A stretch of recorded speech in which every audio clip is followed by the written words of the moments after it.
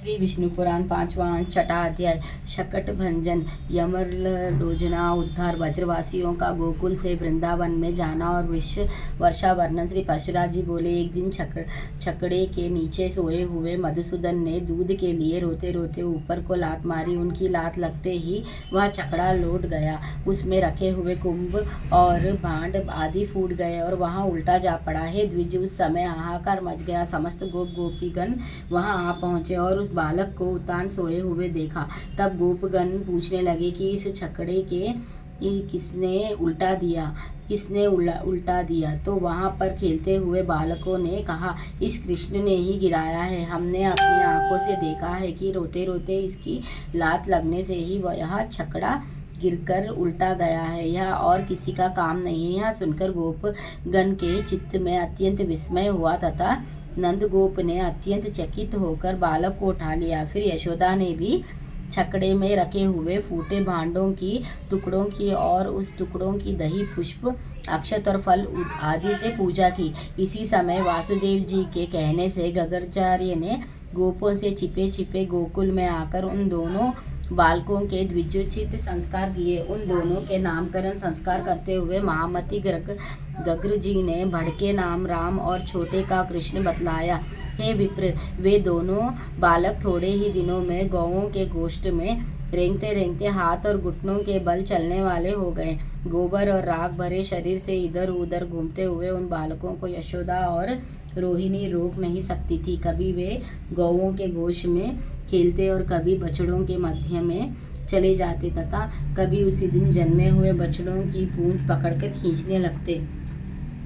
एक दिन जब यशोदा सदा एक ही स्थान पर साथ साथ खेलने वाले उन दोनों अत्यंत चंचल बालकों को ना रोक सकी तो उसने अनायास ही सब कर्म करने वाले कृष्ण को रस्सी से काटी भाग में कसकर उकले में बांध दिया और रोष पूर्वक इस प्रकार कहने लगी, अरे चंचल, अब तुझ में सामर्थ्य हो तो चला जा। ऐसा कहकर कुटुंबी ने यशोदा अपने घर के धंधे में चलक गई। उसके गृह कार्य में व्यग्र हो जाने पर कमल नयन कृष्ण उकल को खींचते खींचते यमलार्जुन के बीच में गए और उन दोनों वृक्षों के बीच में तिरछे पड़ी हुई उकलों को खींचते हुए उन्होंने ऊंची शाखाओं वाले यमलार्जुन वृक्ष को उखाड़ डाला।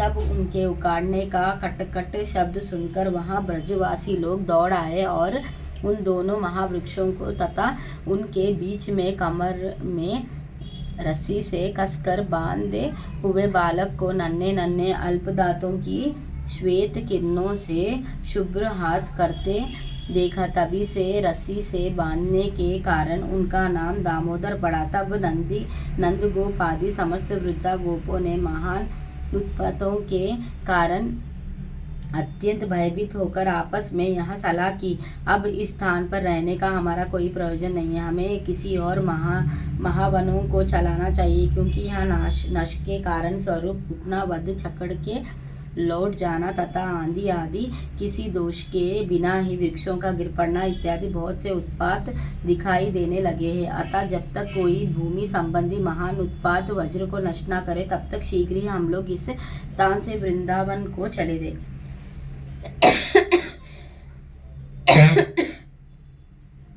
इस प्रकार वे समस्त ब्रजवासी चलने का विचार कर अपने अपने कुटुंब के लोगों से कहने लगे, शीघ्र ही चलो, देरी मत करो।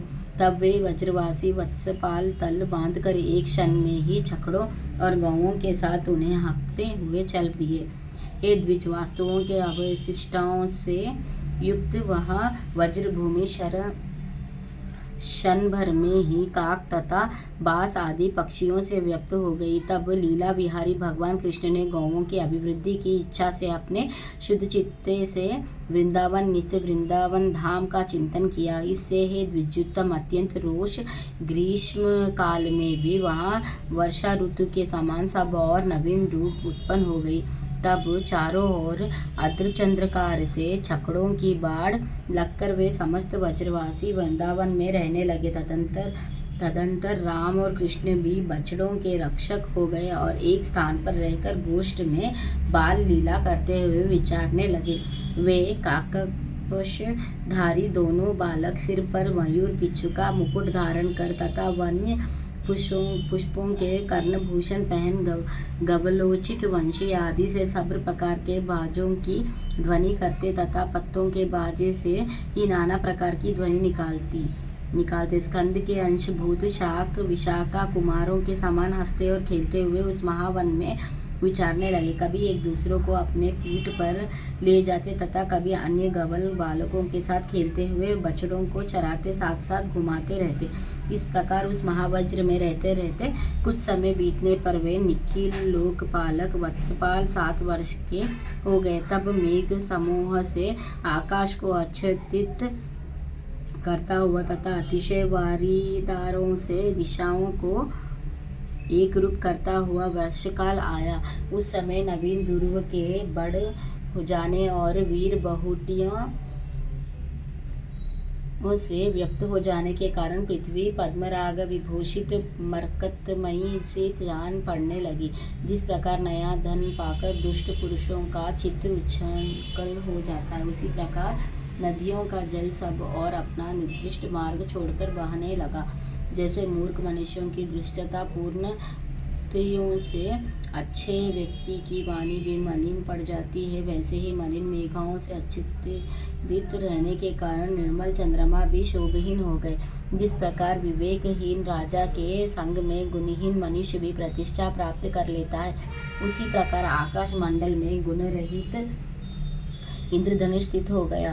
दुराचारी पुरुष में कुलीन पुरुष की निष्कापट शुभ चेष्टा के समान मेघ मंडल में भूलों की निर्मल पंक्ति सुशोभित होने लगी। श्रेष्ठ पुरुष के साथ दुर्जन की मित्रता के समान अत्यंत चंचला विद्युत आकाश में स्थिर न रह सकी। महामूर्ख मनुष्यों के अनर्थक उक्तियों के समान मार्ग तृणा और दूब समूह से आच्छादित होकर अस्पष्ट हो गए। उस समय उन्मत्त मयूर और छात का गण से सुशोभित महावन में कृष्ण और राम प्रसन्नता पूर्वक गोप कुमारों के साथ विचारने लगे।